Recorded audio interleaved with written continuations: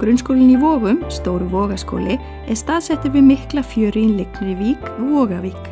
Þar gefst í einstakt tækifæri til að efla útikennslu en á undanförnum árum hefur útikennsla við skólann verið aukin sem viðbót við fjölbreytta kennsluhætti. Einn liður í útikennslu við Stóru Vogaskóla valfag í kajakróðri. Aðeins 50 metrar frá Stóru Vogaskóla í fjöruna, svo það ekki langt að fara í róður. Ekki ágætis tilbreyting frá bókunum að koma svona úti í kajakval? Jú, ja, mikið skemmtilegra. En ykkur aldrei kalt? Það getur verið svolítið kalt, en samt alltaf gaman. Og ég sé að þið hafið dottið í sjóinn, dettið alltaf í sjóinn í hverjum tíma?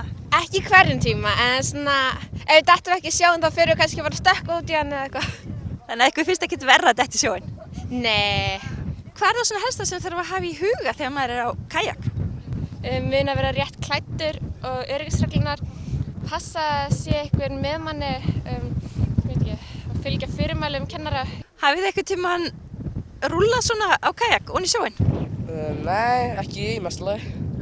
Hafið þið? Já, ég hef gert það einu sinni óvart. Þegar ég ætlaði að beygja þá duttu báðir út í að því, þú veist, öldunar voru að fara í okkur. Og núna bara. Og var ekkert mál fyrir ykkur að bjarga ykkur aftur upp? Það var smá erfitt, að ég vissi ekkert hvernig maður átti að fara aftur upp. En ég var í björgunarvesti. Já, þið eru alltaf í björgunarvesti, þegar ekki? Jú. En hvernig er þeirra svona blautir, verður ykkur ekkert kalt? Ja, stundum. Stundum ekki. Maður verður svo heitt í þessu. Já, oft. Maður verður mjög heitt. Og er þetta ekki ágætis tilbreyting frá skólabókunum að koma svona út að læra?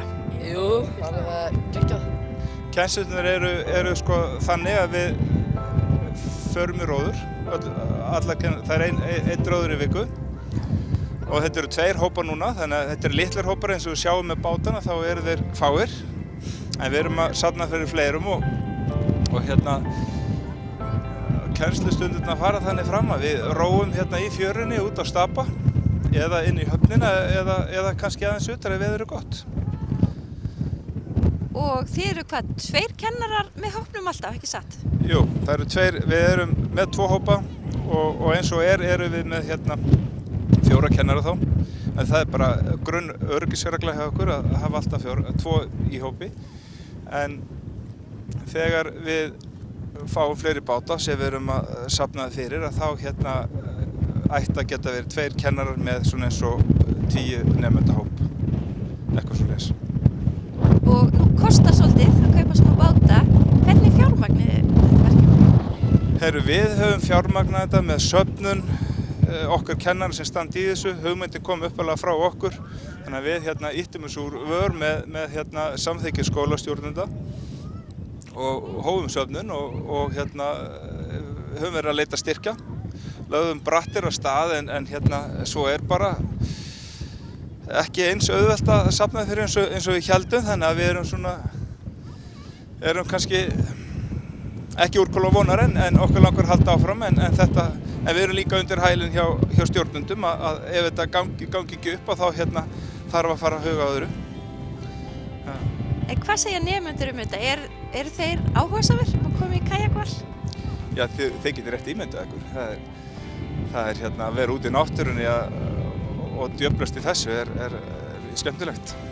Og við náttúrulega leggjum þetta líka upp með því markmiði með þessari aukinni útikennslu sem er eiga sér stað að geta verið þá nýtt okkar nærumhverfi og Stóru Vogaskóli er með þessa frábæru fjöru og Stapan og þessa umgjörð að ef við getum ekki nýtt þetta sem útikennslustofu þá veit ég ekki hvað.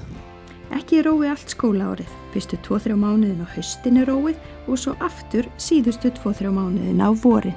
Við reynum að stíla þetta inn á veður og þannig það verður að vera. En svo við sjáum núna, það er kannski regla hjá okkur líka. Ef það er pínu hvítt í öldunni þá ráða krakkarnir ekki vel við kajakana. Það er náttúrulega vantar bara pínu krafta til þess að takast á við það. Yfirleitt rær hópurinn í fjörunni nálægt landi út að Stapa og ef aðstæður leyfa þá er farið aðeins utar og jafnvel til að renna fyrir fisk.